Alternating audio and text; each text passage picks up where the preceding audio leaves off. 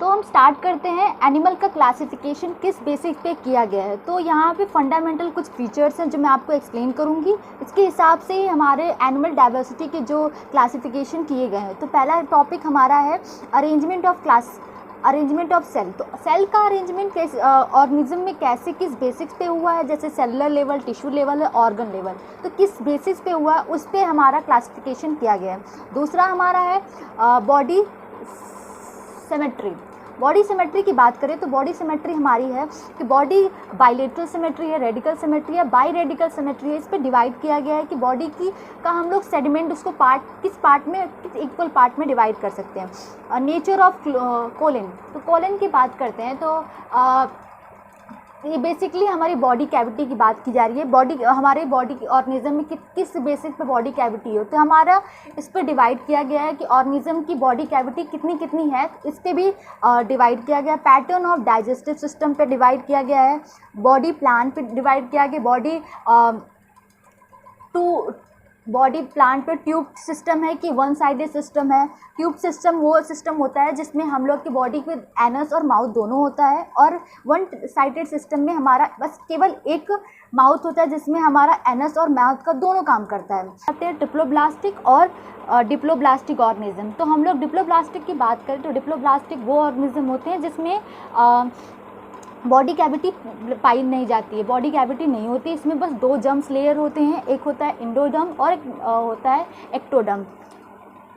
और इसमें हम लोग ट्रिप्लोब्लास्टिक की बात करें तो ट्रिप्लोब्लास्टिक क्या होता है, ट्रिप्लोब्लास्टिक में हम लोग का एक्टोडर्म, इंडोडर्म, मेसोडर्म तीनों लेयर होती है, और इसके बाद ये 3 जर्म लेयर का बना रहता है। और ट्रिप्लोब्लास्टिक बेसिकली हमारा 2 जर्म लेयर का बना रहता है। जब हमारा एम्ब्रियोनिक स्टेज में जब हमारा एम्ब्रियो डेवलपमेंट होता है तो इसमें केवल वो 2 पार्ट में डिवाइड होता है डिप्लोब्लास्टिक में, और पर ट्रिप्लोब्लास्टिक में वो 3 पार्ट में डिवाइड होता है।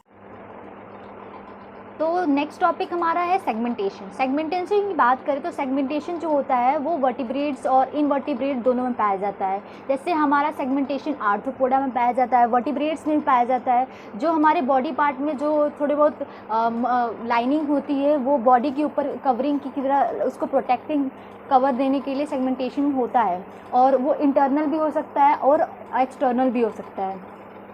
अगर हम लोग बात करें अपेंडेजेस की बात करें तो अपेंडेजेस जो हमारा होता है वो हमें लोकोमोशन में और बहुत सारे हेल्प में, मतलब हमें फूड कैप्चरिंग, अपने आप को प्रोटेक्ट करने के लिए बहुत सारा काम आता है। वो हमारे एक तरह से प्रोटेक्टिंग, हमारे लिविंग सर्वाइवल के लिए बहुत सही होता है। नोटोकॉर्ड्स होते हैं, नोटोकॉर्ड्स केवल हमारा जो नोटोकॉर्ड्स जो होते हैं केवल वर्टिब्रेट्स में पाए जाते हैं। इन वर्टिब्रेट्स में नोटोकॉर्ड्स नहीं प्रेजेंट होते हैं। इसी पार्ट्स में हम लोग डिवाइड किया गया है कॉर्डेटा और इनकॉर्डेटा। ये बहुत इम्पॉर्टेंट टॉपिक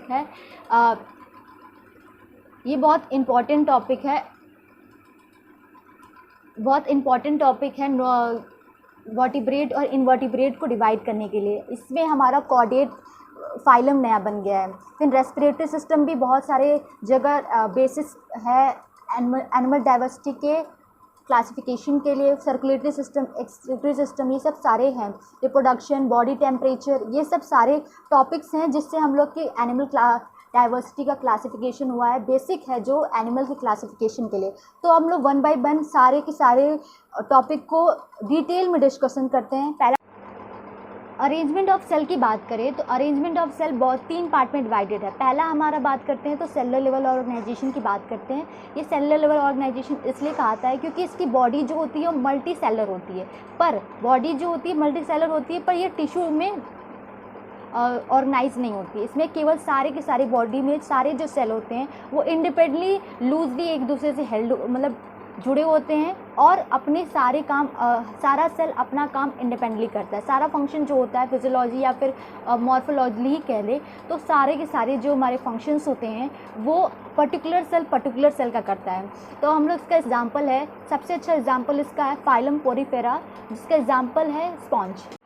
तो हम सेकेंड टॉपिक स्टार्ट करते हैं tissue level organisation. Tissue level organisation की बात करें तो ये सेल जो होते हैं मिलके जो टुगेदर मिलके स्पेशलाइज्ड फंक्शन परफॉर्म करने लगते हैं। मॉर्फोलॉजिकली ये बहुत ज़्यादा वास्ट मतलब डाइवर्सिटी ला देते हैं, और बहुत सारे फंक्शन जो है ये कोलैब करके करने लगते हैं। तो इसका सबसे अच्छा एग्जांपल है, जो पहला एग्जांपल है जिसमें tissue level organisation first time देखा गया था जिस एनिमल में, वो हाइड्रा है। तो हाइड्रा जो है हमारा फर्स्ट टिश्यू लेवल ऑर्गेनाइजेशन है जिसमें हम लोग मिले थे।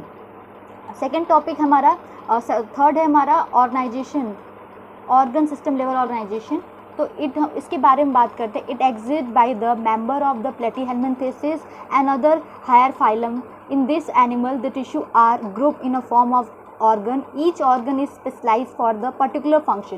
तो इसमें क्या है कि ये सबसे पहले स्टार्ट कहाँ से हुआ था, प्लेटीहेल्मिन्थेसिस से, फाइलम प्लेटीहेल्मिन्थेसिस से ये स्टार्ट हो गया। तो फिर उसके ऊपर के जितने भी फाइलम्स है सब के सब organ system level of organisation है। तो मतलब पहली बार जो प्लेटीहेल्मिन्थेसिस में ही हमारा ऑर्गन सिस्टम लेवल ऑर्गेनाइजेशन मिला था। तो सच a function system is associated with a special physiological function. This system is termed as organ system level of organization. Each functional system is associated with a functional physiological function. This function is termed as the organ system of organization. तो अगर हम basically बात करें कि ये जो functional organ system organisation होता है, ये ढेर सारे ऑर्गन के सिस्टम को मिलकर एक फंक्शनल सिस्टम बनाता है, एक फिजियोलॉजिकल फंक्शन बनाता है, जिसमें से मान लो कि इससे हमारा सर्कुलेटरी सिस्टम हो गया और हमारा एक्सक्रीटरी सिस्टम, ये सब सिस्टम्स हैं हमारे सारे ढेर सारे ऑर्गन्स, हार्ट्स, लंग्स से मिलके हमारा सर्कुलेटरी सिस्टम बनता है। तो ये सब हमारा organ system level of organisation है। तो हमारा नेक्स्ट टॉपिक जो है वो बॉडी प्लान है। बॉडी प्लान की बात करें तो बॉडी प्लान का सब टॉपिक जो है सेल सेग्रीगेशन प्लान।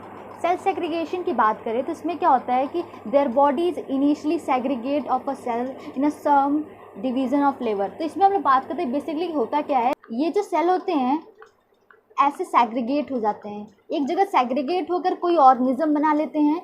और ये बेसिकली कुछ होते नहीं है, सारे के सारे सेल का अरेंजमेंट होता है जो लूजली अटैच होते हैं। यहाँ पे ऐसे सेल सेग्रीगेट होकर एक ऑर्गेनिज्म बना लेते हैं। तो their body is initially segregate in a cell in a some labour of, और कुछ फंक्शन कुछ वो पर्टिकुलर सेल होते हैं वो कुछ फंक्शन करते हैं, जैसे रेस्पिरेशन हो गया, ये सब सारे फंक्शन वो करते हैं। Some cell are differentiated into perform a specific function but cell are not organized into tissue। देखो जो सेल होते हैं सारे के सेल पर एक स्पेसिफिक फंक्शंस होते हैं, पर ये जो सेल होते हैं वो टिश्यू लेवल ऑर्गेनाइजेशन में पार्ट नहीं लेते हैं, जिसकी वजह से ये सेलुलर लेवल ऑर्गेनाइजेशन में ही बॉडी रह जाती है। इनमें क्या होता है कि इनमें नर्वस सिस्टम कोऑर्डिनेशन नहीं होता है। इसमें सेल के बीच में कोई भी नर्वस सिस्टम का कोऑर्डिनेशन नहीं होता, सेल टू सेल कोई कांटेक्ट नहीं होता, पर्टिकुलर सेल अपना सेल फंक्शन परफॉर्म करता है। इसका एग्जांपल बात करें तो स्पॉन्ज होता है, इसका एग्जांपल बहुत अच्छा स्पॉन्ज हो जाएगा। हम लोग सेकेंड टॉपिक की बात करते हैं। सेकेंड टॉपिक हमारा है ब्लाइंड सेक प्लान की बात करें तो ये पाया जाता है सिलेंटेटा प्लेटीहेल्मिन्थेसिस।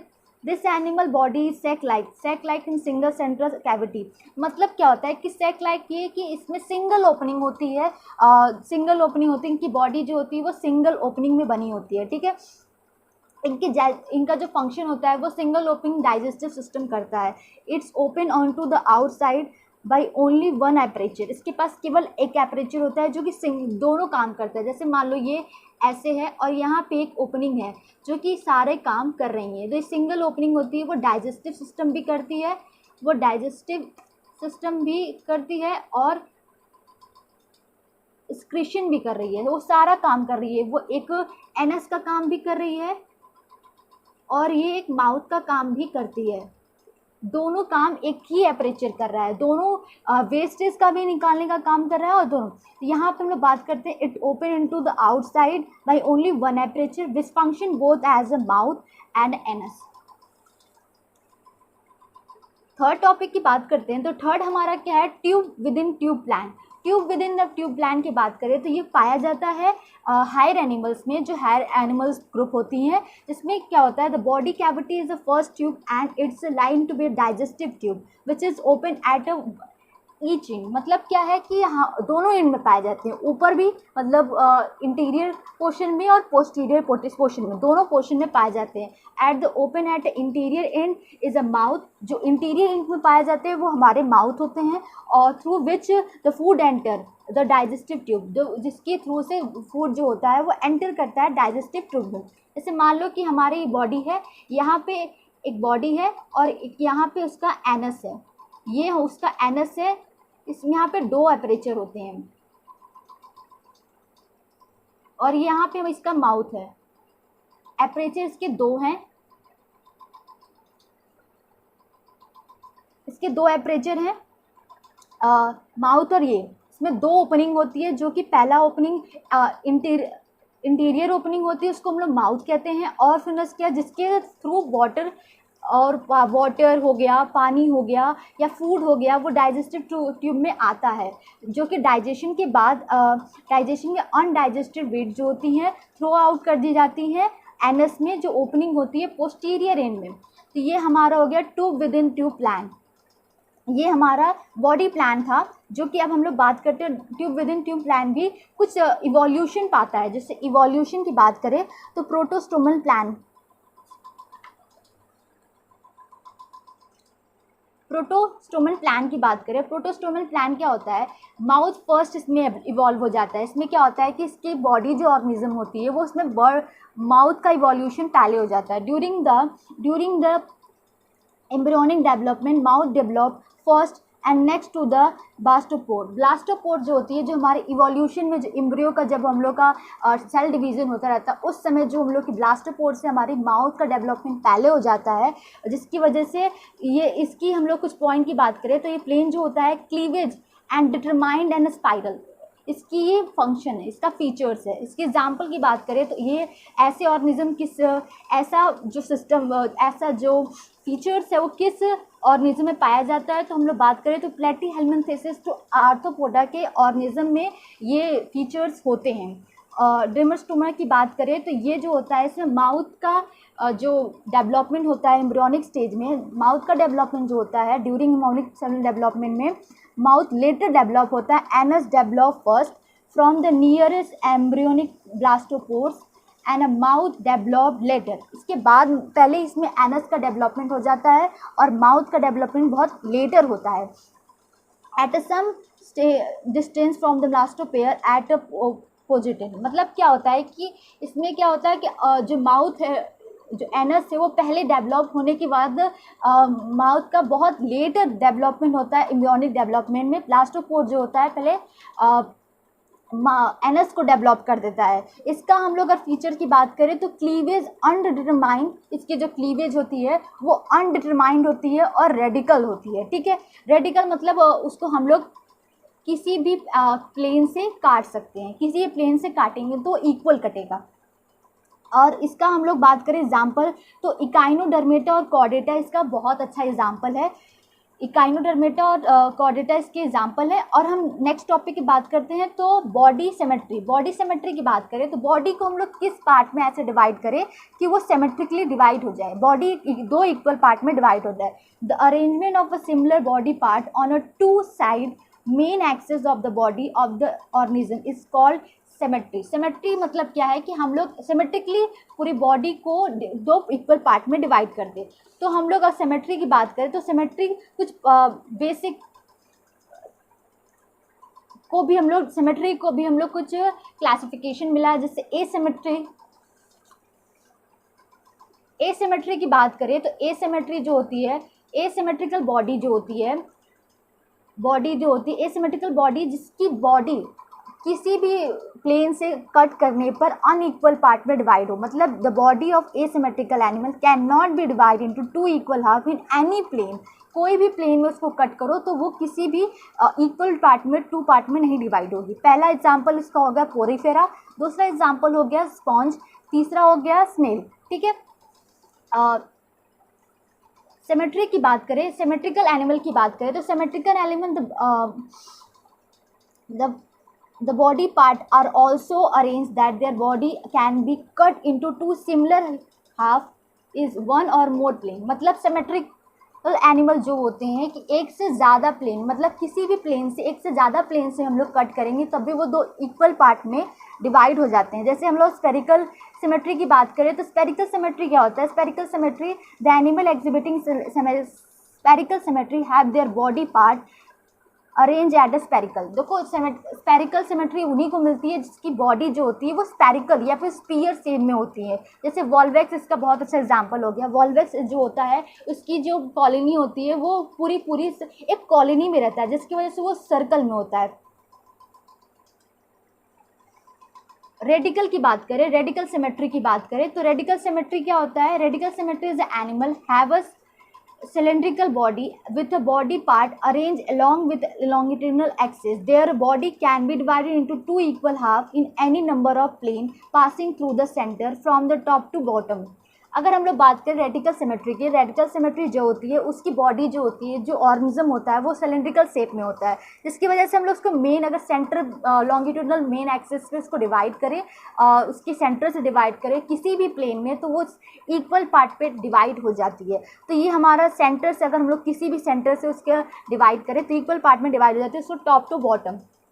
इसका सबसे अच्छा एग्जांपल सिलेंट्रेटा है। सिलेंट्रेटा में जो हाइड्रा है उसको हम लोग रेडिकल सिमेट्री मानते हैं, और स्पॉन्ज और इकाइनोडर्मेटा जो है वो भी रेडिकल सिमेट्री में। स्पॉन्ज की बात करें, स्पॉन्ज जो होता है एक्सेप्शन में होता है। स्पॉन्ज के कुछ ही ऐसे होते हैं जो कि रेडिकल सिमेट्री एग्जिबिट करते हैं, नहीं तो ये एसिमेट्रिकल होता है, पर कुछ में ये सिमेट्रिकल भी पाया जाता है, रेडिकल सिमेट्रिकल भी पाया जाता है। इकाइनोडर्मेटा जो होती है वो हमेशा की हमेशा रेडिकल सिमेट्री में पाया जाता है, और उसकी जो लावा स्टेज होती है वो बायलैटरल सिमेट्री होती है। जैसे हम लोग bilateral symmetry by radical symmetry की बात करें, बाई रेडिकल सिमेट्री की बात करें तो इसमें क्या होता है कि दो पार्ट को ये कट करते हैं। बायरेडिकल सिमेट्री की बात करें तो इसमें क्या होता है? Divide into similar half only by 2 vertical planes. इसमें क्या होता है कि सिमिलर हाफ में 2 वर्टिकल प्लेन में कट कर देता है। ये 2 हम रेडिकल सिमेट्री में बस 2 पार्ट में। टेरामेरस की सिमेट्री की बात करें तो इसमें क्या होता है? बेसिकली ये 4 पार्ट में डिवाइड करता है, वो भी रेडिकली, मतलब वो उसको 4 पार्ट में इक्वली डिवाइड कर देता है। जिसके एग्जाम्पल, बहुत अच्छा एग्जाम्पल की बात करें तो body part are arrange in 4 और मल्टीपल ऑफ 4 भी कर सकता है, ठीक है। तो 4 पार्ट में भी डिवाइड कर सकता है और मल्टीपल ऑफ 4 भी कर सकता है। तो इसका एग्जाम्पल हम लोग बात करें तो जेलीफिश इसकी बहुत अच्छा एग्जाम्पल है। मेटामेरस की बात करें, मेटामेरस की बात करें सिमेट्री की, तो इसमें क्या होता है? मेटामेरस सिमेट्री है जो हमारी है वो 5 पार्ट में डिवाइड कर देती है और मल्टीपल ऑफ 5 में भी कर देती है। बॉडी को डिवाइड कर देती है। इसका सबसे अच्छा एग्जाम्पल हमारा है स्टारफिश। स्टारफिश की एग्जाम्पल है जिसमें उसकी बॉडी पार्ट को वो 5 पार्ट में रेडिकली डिवाइड कर देती है। हेक्सागोनल सिमेट्री की बात करें तो हेक्सामेरस सिमेट्री की बात करें, the body part are arrange in 6 और मल्टीपल ऑफ 6। द बॉडी इसकी जो होती है वो 6 या मल्टीपल ऑफ 6 में होती है। तो इसके सी मूव्स की बात है, इसका एग्जाम्पल और अच्छा है। बायलेटरल सिमेट्री, नेक्स्ट टॉपिक है हमारा बायलेटरल सिमेट्री। बायलेटरल सिमेट्री की बात करें, the body can divide into 2 equal half and a similar right and left half. क्या होता है कि बॉडी इसमें क्या होती है? 2 इक्वल डिवाइड कर देती है इक्वली, सिमिलरली राइट और लेफ्ट हाफ में, ओनली 1 प्लेन में, मतलब केवल एक प्लेन में।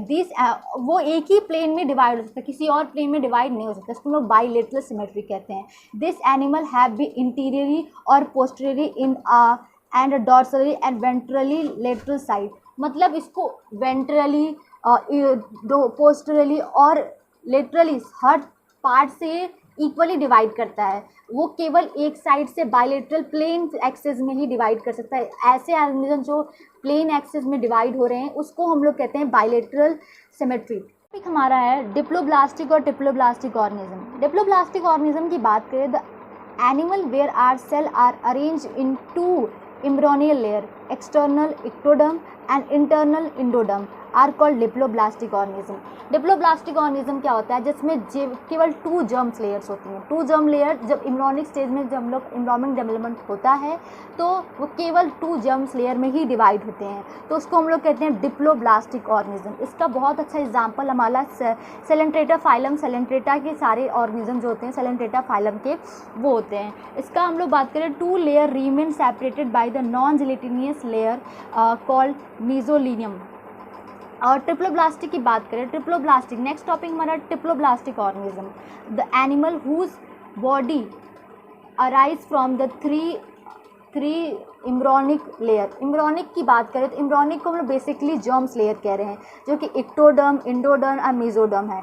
इक्टोडर्म जो हमारा होता है वो एक्सटर्नली होता है और इंडोडर्म होता है वो इंटरनली होता है. उसके बीच में जो सेंटर में जो लेयर आती है उसको हम लोग कहते हैं मेसोडर्म, जो कि बेसिकली 3rd डर्म लेयर की बनी होती है, जो कि ट्रिप्लोब्लास्ट में प्रेजेंट नहीं, डिप्लोब्लास्ट में प्रेजेंट नहीं होती और ट्रिप्लोब्लास्ट में प्रेजेंट होती है.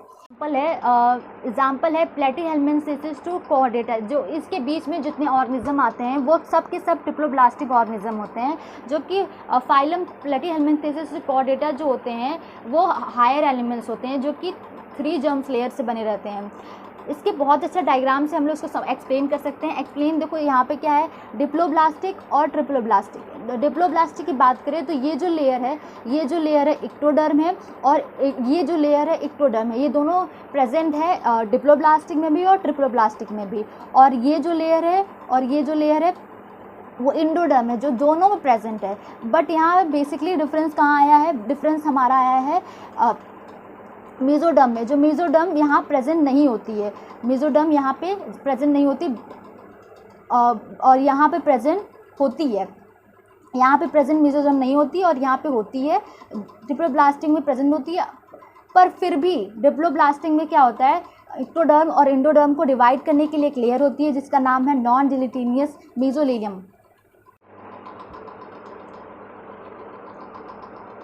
सिलोम. नेक्स्ट टॉपिक हमारा है सिलोम, जिसको हम लोग बेसिकली बॉडी कैविटी कहते हैं. तो बॉडी कैविटी के बारे में पढ़ते हैं. तो बॉडी कैविटी हमारा क्या होता है कि the fluid like space between the guts, it is called body cavity. तो बॉडी कैविटी क्या होती है, जो फ्लूइड लाइक स्ट्रक्चर जो होता है, स्पेस जो होता है प्रेजेंट होता है गट के बीच में, उसको बेसिकली हम लोग बॉडी कैविटी कहते हैं. जो कि अगर मेसोडर्म की लाइनिंग हो जाए तो हम लोग इसको सिलोम कह देते हैं. सिलोम बेसिकली प्रेजेंस और अब्सेंस के based on the presence and absence of coelom animal में. तो नेक्स्ट टॉपिक हमारा है सिलोमेट. सिलोमेट की बात करें तो animal possess the coelom are called coelomate. जिसके अंदर सिलोम प्रेजेंट होता है उसको हम लोग सिलोमेट कहते हैं. तो इसका एग्जाम्पल है एनालिडा, इकाइनोडर्मेटा, हिमिकॉर्डेटा एंड कॉर्डेटा. तो ये सारे एग्जाम्पल है, ये सारे जो फाइलम्स हैं उनके अंदर जो ऑर्गेनिज्म पाए जाते हैं उनके अंदर सारे के सारे सिलोम प्रेजेंट होते हैं. सिलोम बेसिकली हमारे coelom is derive from the embryology mesoderm and is lined with both side with the mesodermal lining is called mesodermal epithelium.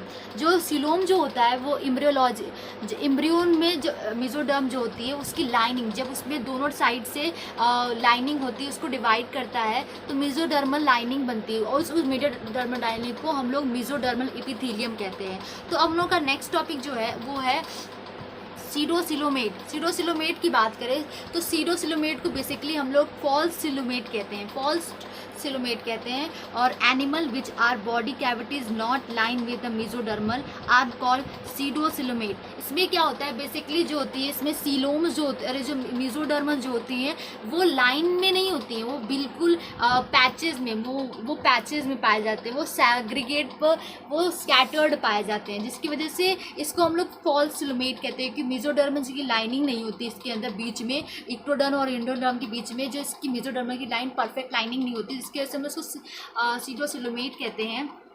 The mesodermal occur as a scattered mesodermal pouches in space between the ectoderm and endoderm. These space are known as pseudoxylem and they found in a roundworm and roundworm में होते हैं और एस्के हेल्मिन्थेसिस में पाए जाते हैं. एस्के हेल्मिन्थेसिस में इसमें बेसिकली क्या होता है कि मेसोडर्म जो होते हैं वो स्कैटर्ड फॉर्म में पाए जाते हैं इक्टोडर्म और मेसोडर्म के बीच में. और ये राउंड वर्म इसका बहुत अच्छा एग्जाम्पल है.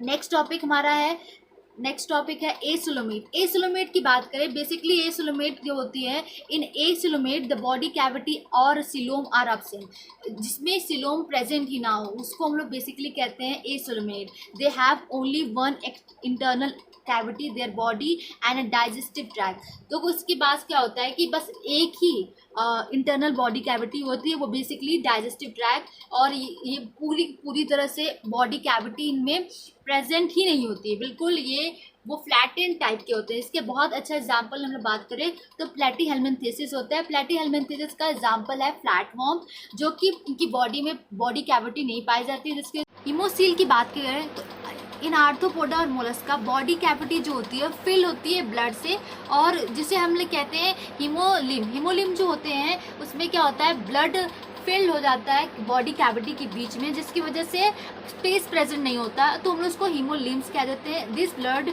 Fill with cavity is called haemocoel.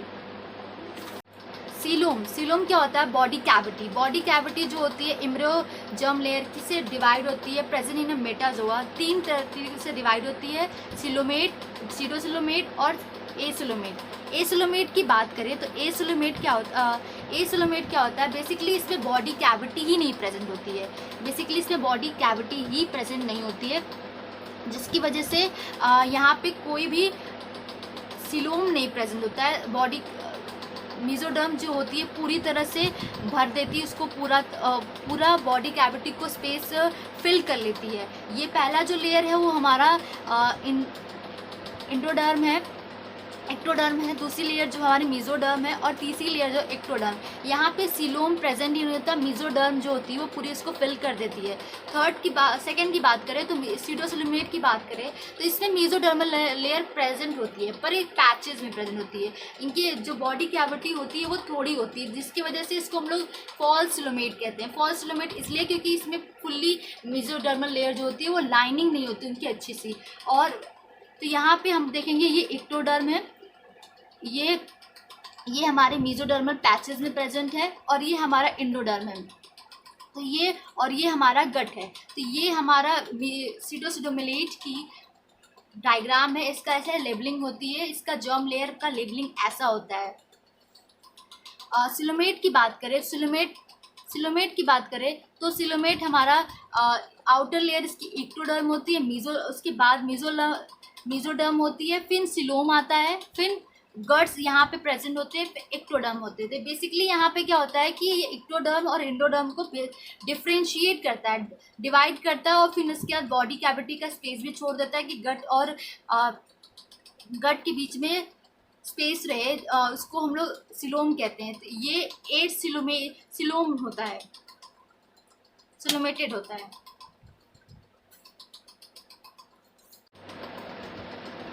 Segmentation की बात करें तो हमारा नेक्स्ट टॉपिक जो है वो सेगमेंटेशन की बात करें तो this is a linear sequence of series of short cylindrical tubes are called segment और मेटामर भी कहते हैं इसको, that are repeated along with the anterior posterior axis of the body.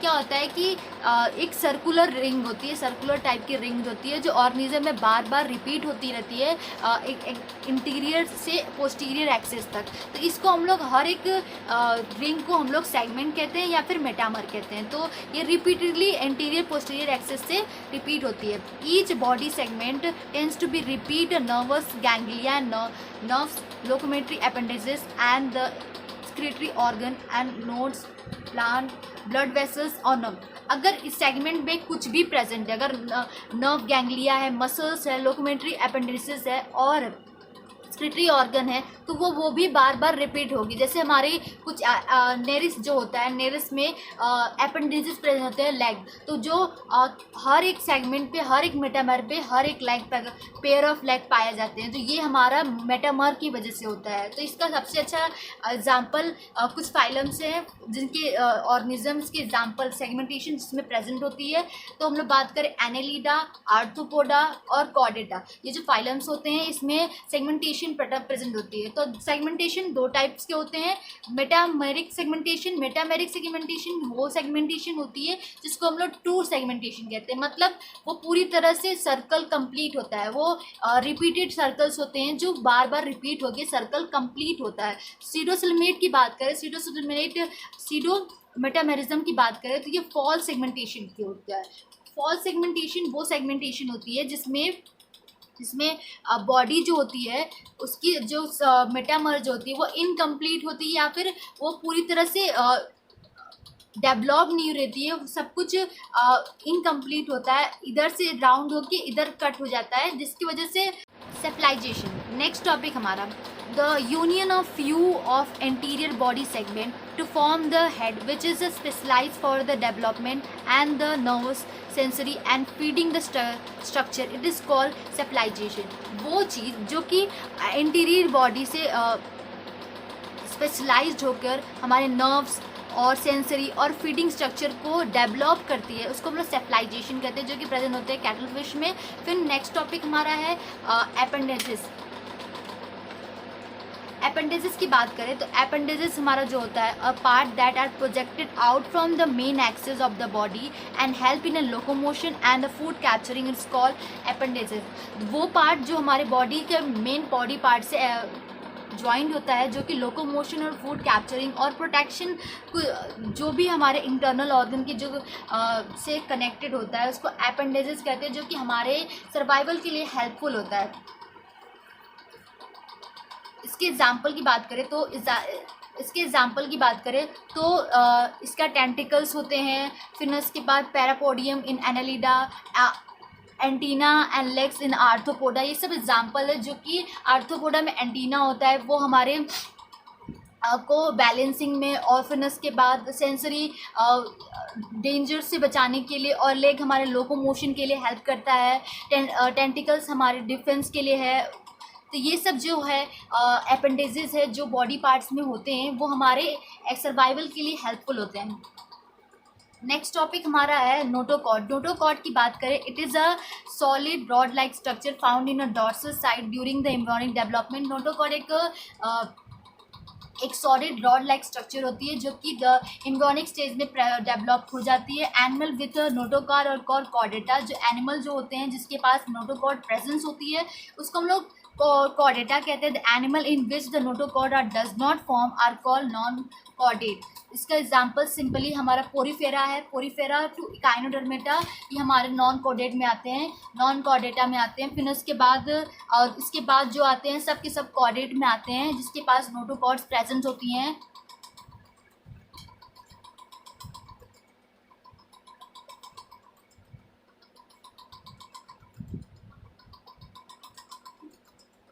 Digestive system की बात करें, डाइजेस्टिव सिस्टम हमारा क्या है, alimentary canal which is present in a digestive system is the alimentary canal.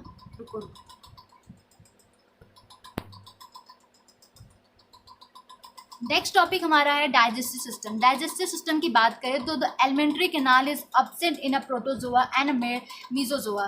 तो हम लोग बात करें कि प्रोटोजोआ और मीजोजोआ में हमारे जो एलिमेंट्री कैनाल्स होती हैं वो एब्सेंट होती हैं, but in well defined in eumetazoa. Eumetazoa में जो होती है वेल डिफाइंड होती है।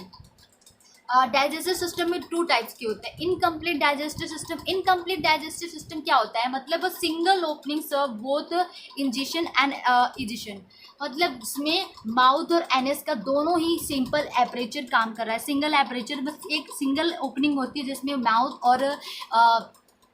माउथ फूड का इनटेक करने का काम करता है, और एनएस वेस्ट प्रोडक्ट को बॉडी ऑर्गेनिज्म से बाहर निकालने का काम एक सिंगल ओपनिंग कहती है। तो हम लोग इनकम्प्लीट डाइजेस्टिव सिस्टम कहते हैं जिसमें एलिमेंट्री कैनाल इनकम्प्लीट होती है। और कंप्लीट डाइजेस्टिव सिस्टम की बात करें तो कंप्लीट डाइजेस्टिव सिस्टम हमारा क्या होता है कि the complete digestive system the alimentary canal has two opening mouth at, उसके पास टू ओपनिंग होती है। पोस्टीरियर एंड पे हमारे माउथ होता है और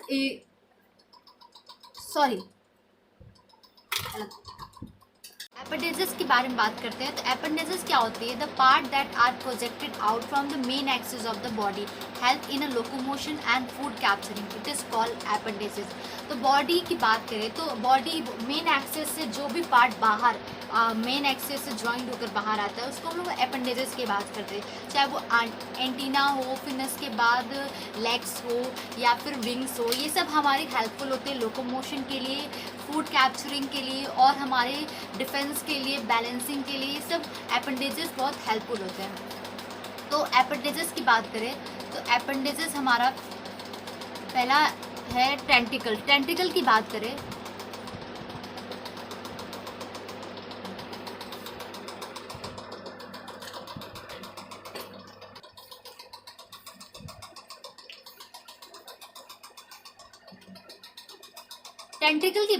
तो टेंटिकल का होता है हमारे बॉडी सी बोन्स में पाया जाता है। पैरापोडिया हमारे एनालिडा में पाया जाता है। एंटीना और लेग्स हमारे विंग्स में पाए जाते हैं। विंग्स हमारे आर्थ्रोपोडा में पाए जाते हैं। बॉडी से वो एक्सटर्नली बाहर निकले रहते हैं, बॉडी मेन एक्सेस के बाहर। एंटीना हमारे बैलेंसिंग और लेग लोकोमोशन एंड, और हमारे टेंटिकल्स जो होते हैं वो हमारे डिफेंस में काम करते हैं। तो ये सब जो वो फंक्शन है हमारे एनालिडा।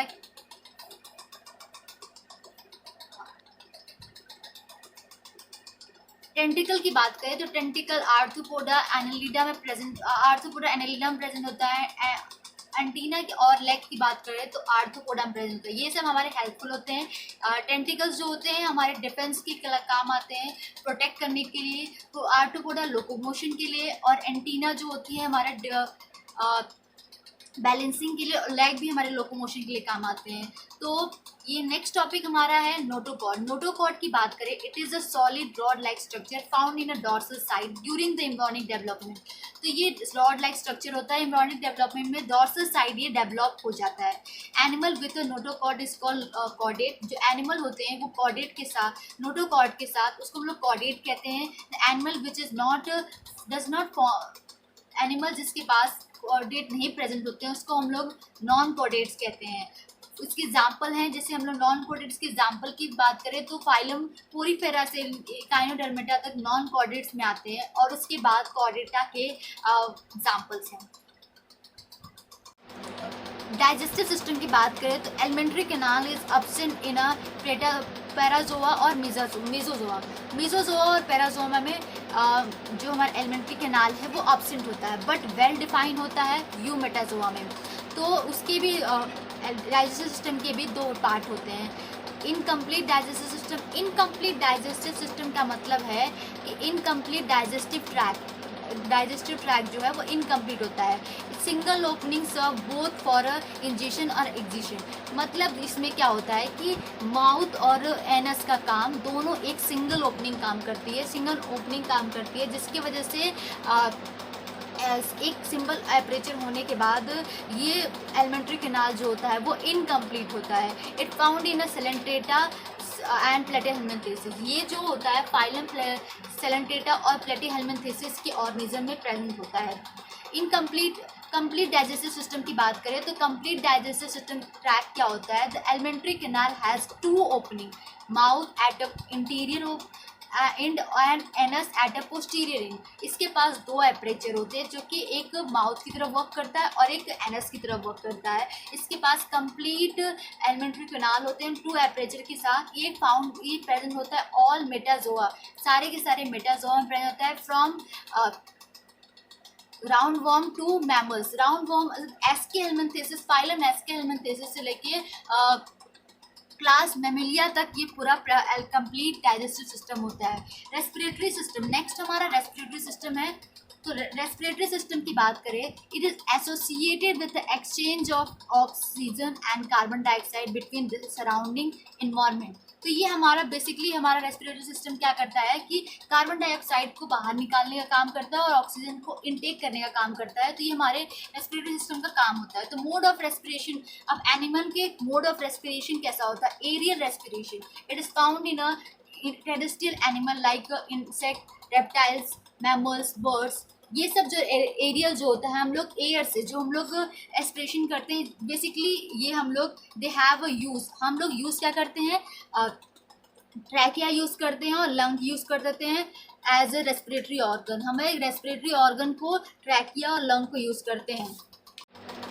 एक्वेटिक रेस्पिरेशन सिस्टम की बात करते हैं तो aquatic animal like sponge, coelenterata, annelida, mollusca, echinodermata, fish and often oxygen dissolve in water. तो इसमें क्या होता है, बेसिकली इसमें जो एनिमल्स होते हैं वो वाटर से इनटेक करते हैं ऑक्सीजन को और वाटर से निकालते हैं, जिसकी वजह से इनका एयर एक्वेटिक रेस्पिरेशन होता है। जैसे हम लोग फ़िश में बात करें तो फ़िश में गिल्स होते हैं, ऐसे ही हर ऑर्गेनिज्म के पास अपने अपने रेस्पिरेटरी ऑर्गन्स होते हैं। कुछ बॉडी सरफेस से कर लेते हैं, तो जैसे फ्रॉग हमारा हो गया वो हमारे बॉडी ऑर्गन से कर लेता है। नेक्स्ट टॉपिक हमारा सर्कुलेटरी सिस्टम। सर्कुलेटरी सिस्टम की बात करें तो सर्कुलेटरी सिस्टम 2 टाइप्स के होते हैं। Close circulatory system, the body flow through the close tube are called artery and veins and these are connected to the fine capillaries. Capillaries की बात करें तो वो क्लोज सर्कुलेटरी सिस्टम की बात करें, वो सर्कुलेटरी सिस्टम जिसमें ब्लड जो फ्लो करता है वो एक फाइन ट्यूब में, जिसका हम लोग नाम करते हैं आर्टरीज, और ब्लड वेसल्स में और कैपिलरीज में, एक फाइन कैपिलरीज में ट्रैवल करता है। ब्लड टिश्यू से मिक्सअप नहीं होता, टिश्यू से कोई मिक्सअप्शन नहीं होता, डायरेक्ट कॉन्टैक्ट ऑर्गन से नहीं होता। The blood does not come in a direct contact with organ and tissue cells. इनके पास डायरेक्ट कॉन्टैक्ट नहीं होता टिश्यू सेल्स से। और एग्जाम्पल की बात करें तो एनालिडा, इकाइनोडर्मेटा और ऑल वर्टिब्रेट्स, ये सब जो हैं क्लोज सर्कुलेटरी सिस्टम पॉज करते हैं। क्लोज सर्कुलेटरी सिस्टम पॉज करते हैं।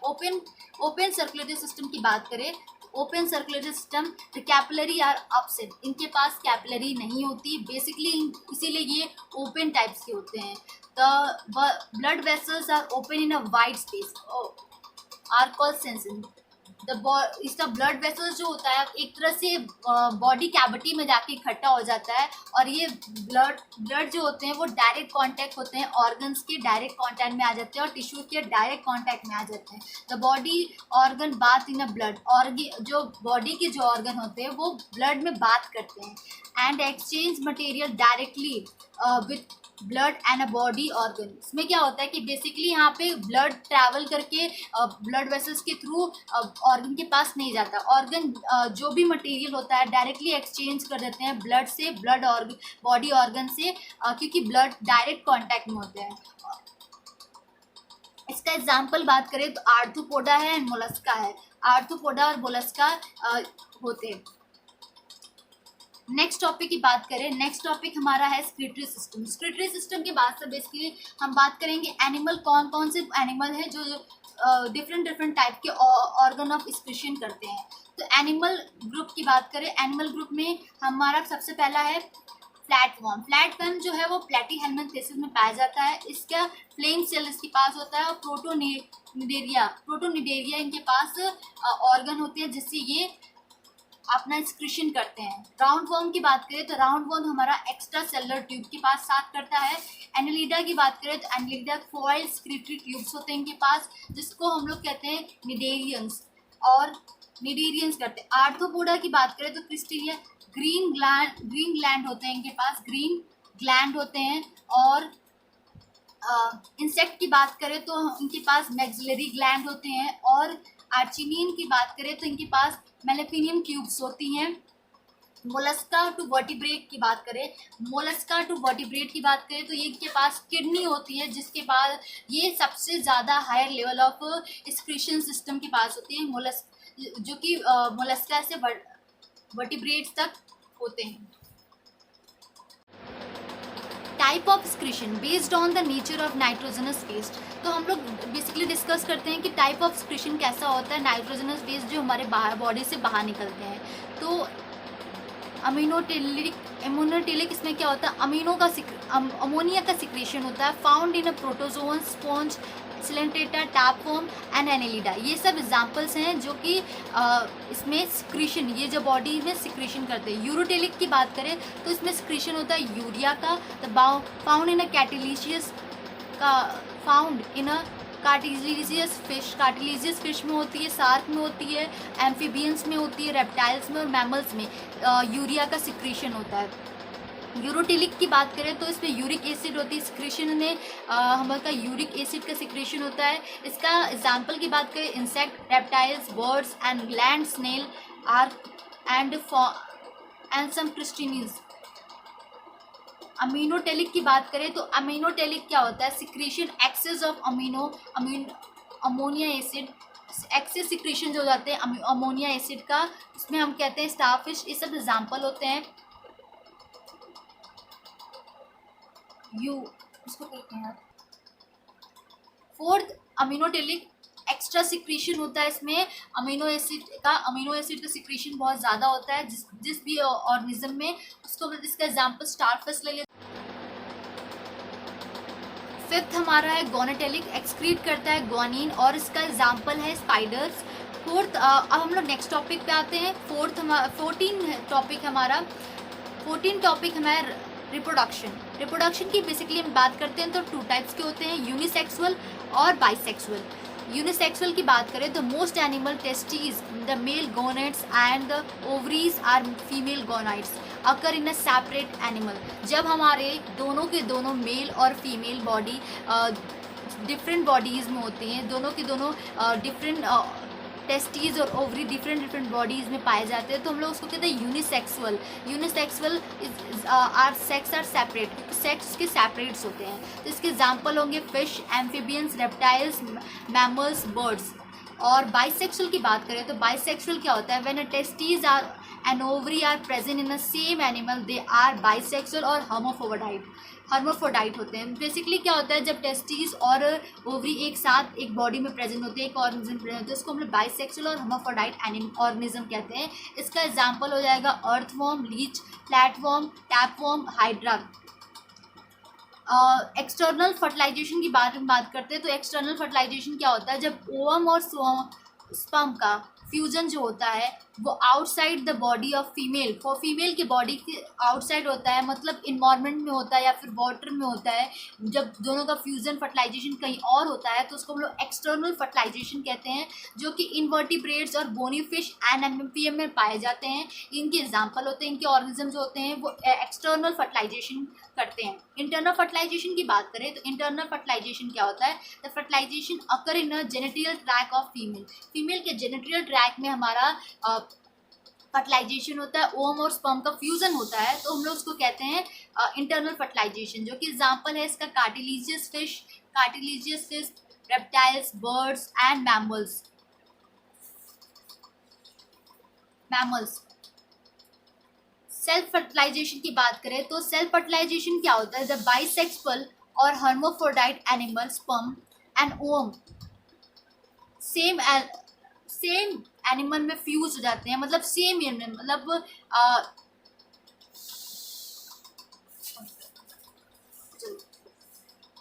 सेल्फ फर्टिलाइजेशन की बात करें तो बाइसेक्सुअल और hermaphrodite animal, the sperm and ovum are same animal. जब वो सेम एनिमल में फ्यूज हो जाते हैं, मतलब वो सेम ही उनके पास दोनों मेल और फीमेल पार्ट दोनों हैं, वो अपने आप में फ्यूज हो जाते हैं, तो उसको हम लोग कहते हैं सेल्फ फर्टिलाइजेशन। जो कि टैपवर्म इसका और टीनिया इसका बहुत अच्छा एग्जाम्पल है। और अब लोग बात करते हैं क्रॉस फर्टिलाइजेशन की। क्रॉस फर्टिलाइजेशन जो होता है यूनिसेक्सुअल है and some bisexual animal sperm and ovum form different animal using the during fertilisation. क्या होता है कि इसमें जब यूनिसेक्सुअल और बाइसेक्सुअल एनिमल स्पर्म और ओवम का डिफरेंट एनिमल से लेकर फ्यूज़ करते हैं, मतलब दूसरे एनिमल से लेकर फ्यूज़ करते हैं, तो हम लोग कहते हैं इसको क्रॉस फर्टिलाइजेशन। और फर्टिलाइजेशन के में जब ओवम दूसरे एनिमल का होता है और स्पर्म दूसरे एनिमल का होता है तो हम उसको क्रॉस फर्टिलाइजेशन कहते हैं। ओवीपैरेट क्या होता है, जो एनिमल जो होते हैं जो एग लेइंग होते हैं, जो फीमेल जो होती है वो एग ले करती है, उसको कहते हैं animal in which female lay eggs. Viviparous की बात करें तो वीवी-पैरस क्या होता है, those which give a birth to young ones, मतलब जो ऐसी फीमेल जो यंग वंस को सीधे बर्थ देती है, मतलब उसमें कोई भी एग नहीं रिलीज करती है, वो यंग वंस को सीधे बर्थ करती है। ओवीविविपैरस, ओवीविविपैरस की बात करें तो large ओव्यू egg develop into the genital tract of the female but do not deserve nourishment from the mother। मतलब वो इनफ, इसमें क्या होता है, लार्ज वैक्यूल जो एग की होती है वो जेनेटियल ट्रैक में डेवलप हो जाती है, पर नरिशमेंट उनको प्रोवाइड मर्द माँ की ब्लड में नहीं अच्छे से मिल पाती है, जिसकी वजह से वो बाहर वो निकल जाते हैं और बाहर उनको नरिशमेंट मिलती है, तो ओवीविविपैरस वो कहते हैं। 15 की बात करें, 15 हमारा क्या है, बॉडी टेम्परेचर। बॉडी टेम्परेचर की बात करें, बेसिकली हमारी जो ऑर्गेनिज्म है वो बॉडी टेम्परेचर बहुत इंपॉर्टेंट होता है। तो हम लोग इक्टोथर्मल और कोल्ड ब्लडेड एनिमल की बात करें तो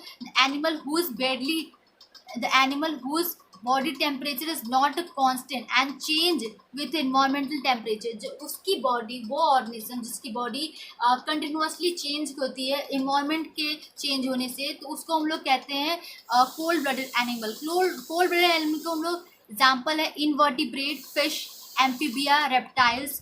फिर उसके बाद वार्म ब्लडेड एनिमल की बात करें, the animal body temperature Riemann constant, does not change with changing the environment and temperature. हम लोग बात करें तो वो एनिमल जिसकी बॉडी टेम्परेचर रीमेन कांस्टेंट होती है, अगर इन्वायरमेंटल का कोल्ड आ गया है तो वो फिर भी वार्म है, एट अ कांस्टेंट टेम्परेचर पे है, तो हम लोग उसको कहते हैं वार्म ब्लडेड एनिमल। इसका एग्जांपल है बर्ड, मैमल्स। हाइब्रेशन की बात करें तो इसको हम लोग विंटर स्लीप भी कहते हैं। ये कोल्ड ब्लडेड एनिमल के साथ होता है। जब ज़्यादा विंटर हो जाती है तो ऑर्गेनिज्म अपने आप को शेल्टर में जाके हिडन कर लेते हैं। जब विंटर का सीज़न ख़त्म हो जाता है तब वो आते हैं, इसको हाइब्रेनेशन कहते हैं। हाइब्रेनेशन स्लीप है जो ऑर्गेनिज्म जो विंटर के टाइम अपने आप को स्टे कर लेते हैं, हाइब्रेनेशन कर लेते हैं बचने के लिए, बहुत ज़्यादा लो टेम्परेचर, एटमॉस्फेयर के लो टेम्परेचर को बचने के लिए। तो उसको जैसे एग्जांपल हो गया लिजार्ड, स्नेक, फ्रॉग, इंसेक्ट, ये सब जो है हाइब्रेनेशन कराते हैं विंटर स्लीप के लिए। एस्टिवेशन की बात करें तो ये है समर स्लीप की बात करें तो कोल्ड ब्लडेड एनिमल जो अपने आप को हिडन कर लेते हैं, animal hidden themselves in a shady area during the extreme summer month to protect themselves against the atmosphere।